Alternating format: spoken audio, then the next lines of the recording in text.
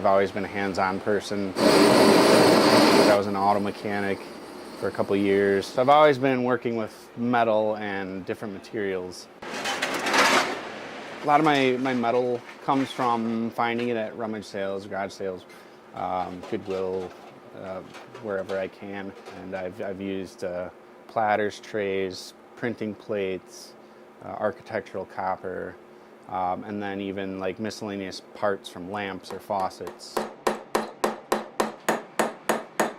I do a process that's called metal raising, which is basically different types of anvils or forming stakes. And I'll take copper sheets, mostly brass sheets of metal, and I'll take them from flat sheets to voluminous forms. I'm working on chasing and repoussé right now of this vessel. Chasing and repoussé is basically how the Statue of Liberty was made. It was hammered front and back into form. I'll use all these tools to push the metal, and then I can put the pitch inside the bowl and then push it from the outside as well. This is a German red pitch. I believe it's made with like pine sap or pine tar or something like that. I can hammer the metal on this without distorting the rest of the metal around it. I haven't used this stuff that much, but just recently I started using it, and I like the direction it's going for the vessels. The metal just kind of goes where it goes. I don't draw too many of my items out before I make them. Usually I just start hammering, and whatever piques my interest is what I do. For some reason I thought I would do this like drippy looking edge around it. I'm really liking how this is looking.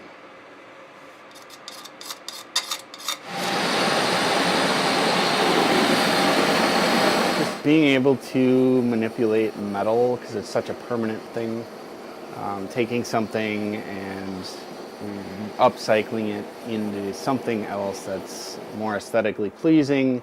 Maybe it's not functional, but it's art. It's something you can look at and ponder.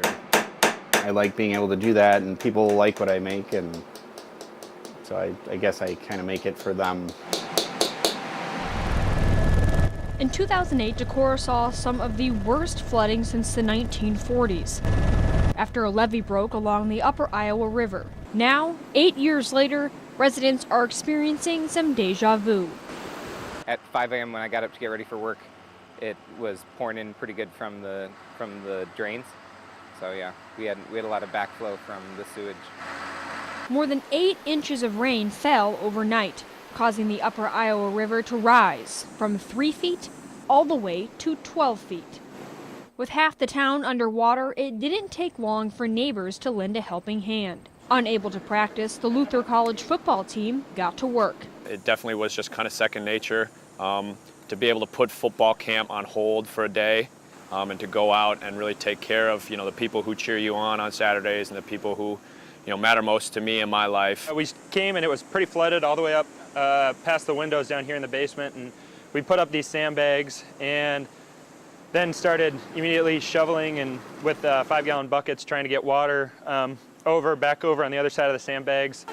City and county officials say resources were strained, but worked quickly to try to get some of the flooded areas under control. In Decorah, there's been a lot of pumping going on to try to keep the water in the levee and things of that nature. Sheriff Mark says many roads throughout the county, just like this one, are closed because they're underwater with roadblocks on either sides of the road. And if people still choose to drive through these roads, they're doing so at their own risk. Along the raging banks of the river, a sign of hope in a sea of destruction. More than 20 people spent hours shoveling water out of the basement of this home after finding out the homeowner was on vacation. Small acts of kindness in the wake of a devastating flood, reminding residents why Decorah is a great place to live. In Decorah, Iowa, Caroline Hecker, News 19. Load! Make ready! Stand by targets! Contact! Today we've got coolies from recruiting substation La Crosse coming out to familiarize themselves with the M16 before they ship off to recruit training.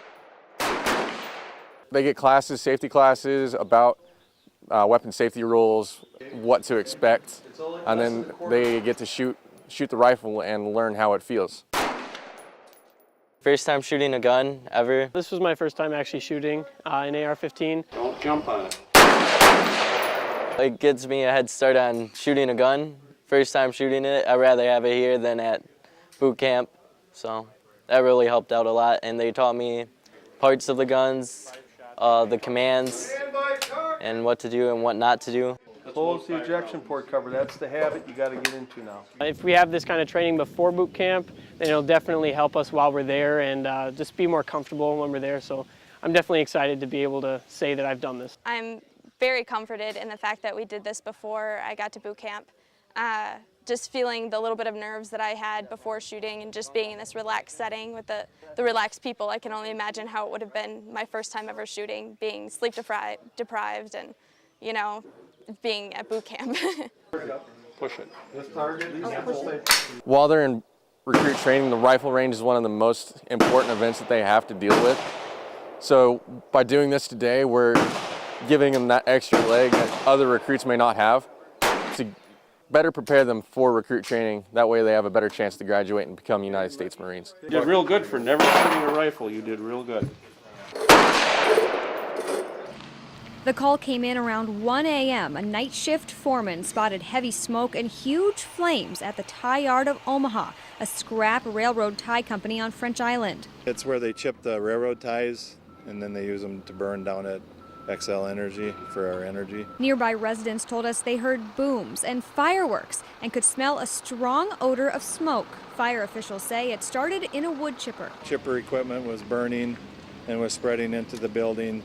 And as we were getting set up, it kind of really took off into the building, and it didn't take long for it to grab the whole building and bring it down. 9 area fire departments fought the fire. The town of Campbell used the mutual aid system to call for backup. This was a big fire, and even if it's a small fire, you need help. Communication is the biggest downfall in the fire service. It's hard to keep everything communicated, but life safety is our biggest issue.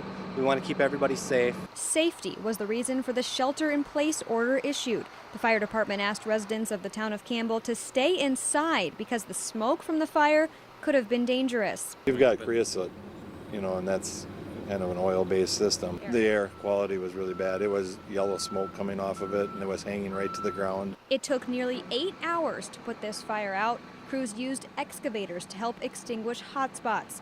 There were no reported injuries. The state fire marshal is helping investigate the cause. The president of the company that owns the property says electric grinders could have caused this fire, but he says we may never know for sure. On French Island, Brittany Lake, News 19. We never envisioned it getting this big.